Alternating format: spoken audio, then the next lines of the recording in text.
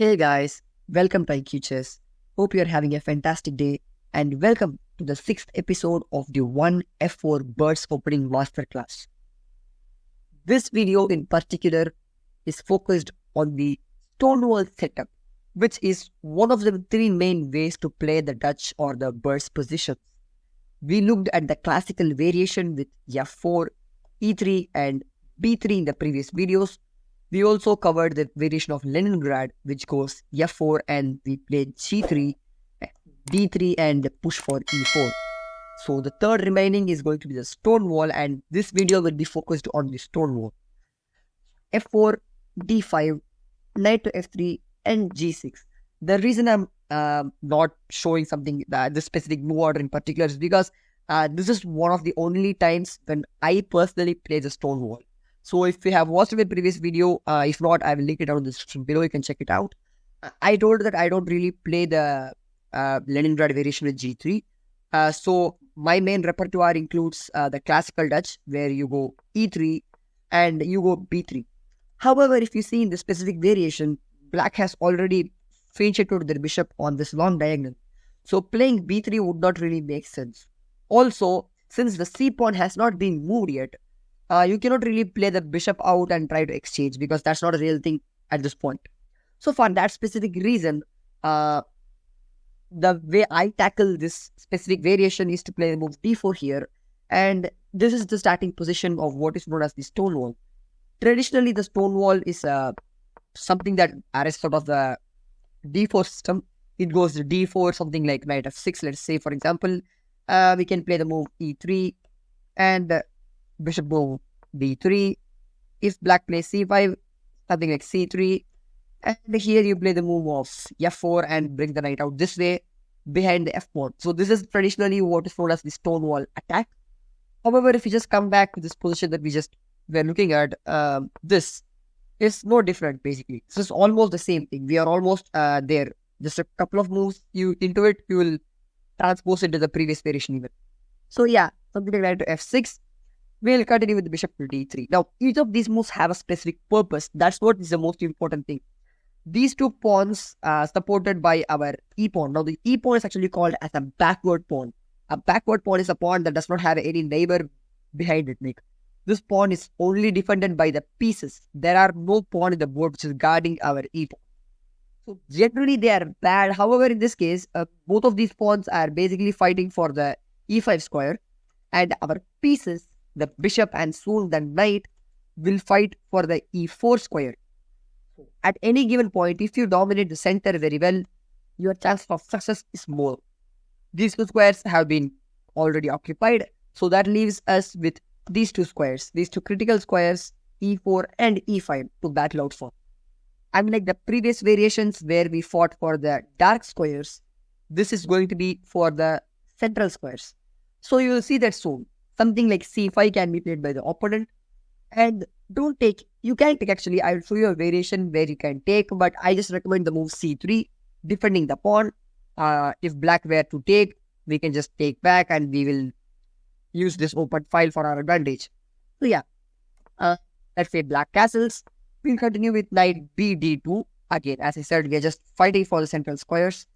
Because we have already pushed the F pawn and the D pawn, this E4 square is a very big weakness. Like, this knight can actually come here and make an outpost. So we don't want that happen. For that reason, we are just preemptively defending this square very well using our knight and the bishop. Something like C6 will be seen. We can cancel, and Black usually plays the move B6. Black can actually play the move bishop to G4. But it's not a good move because you just overrun them. Like, if Black ever comes here with this move, we can just play the move.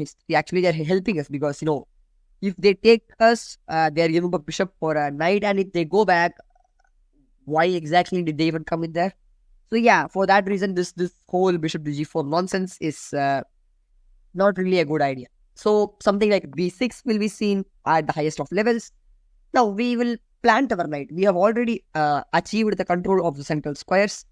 Our knight and both the pawns are fighting very well for this critical E5 square, and we will now plant our knight firmly there. And we don't care if Black takes. If Black takes, we would happily recapture with the f pawn.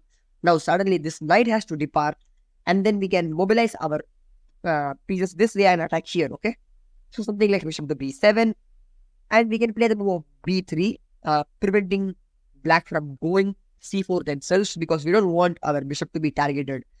In the opening, they cannot really do it because it's gonna overextend their position.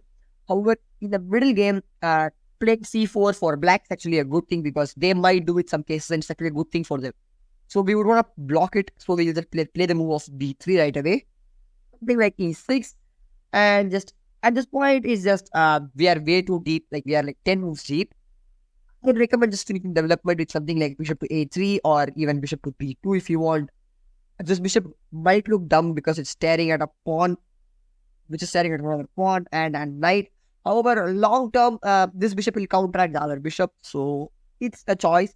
But bishop to a3 is more active, and let's say black finishes development. Now at this point, you have a choice. You can just mobilize on the queen side, play queen e1 or queen to e2, or queen to f3 even. Go out this way and attack here.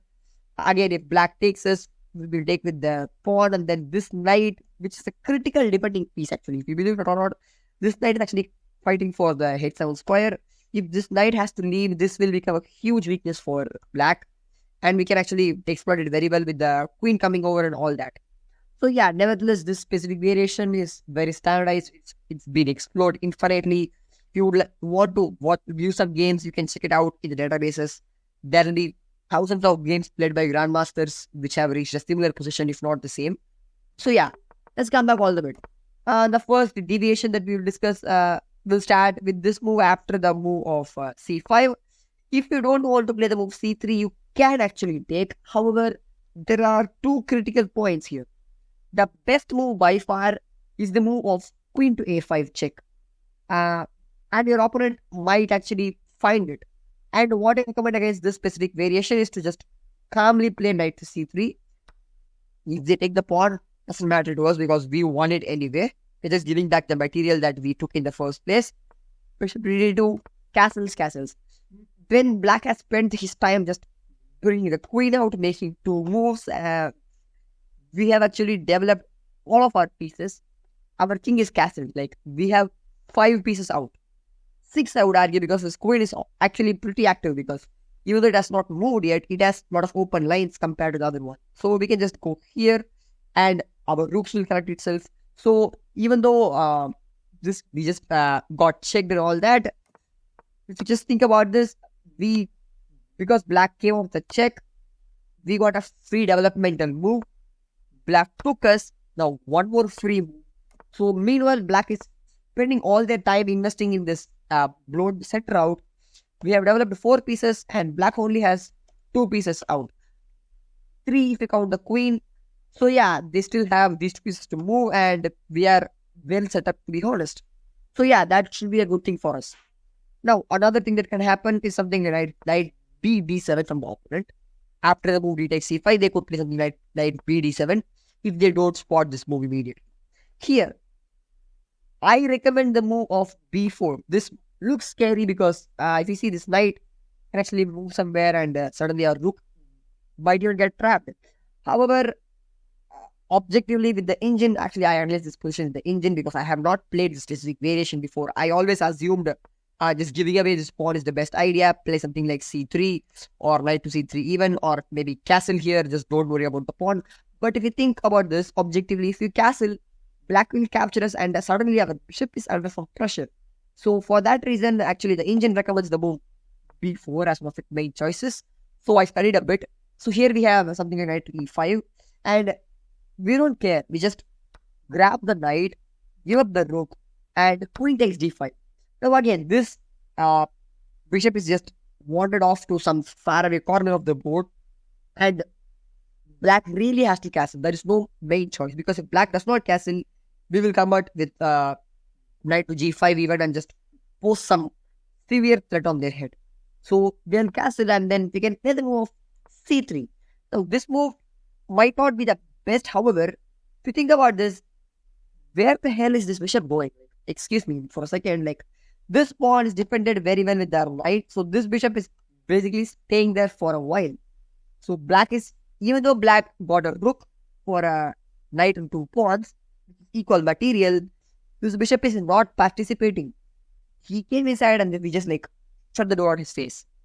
Something like knight to f6 is a very good move here, basically threatening our queen and the bishop.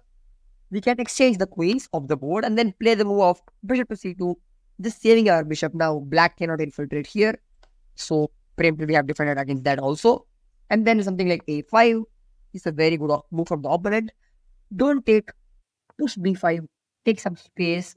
Something like bishop to e6 can be played attacking our pawn. Follow up with e4. Now this is just now we are like 14 moves into the game. This might never happen to you, but still I just want to show this variation specifically because I invested some time in learning this myself.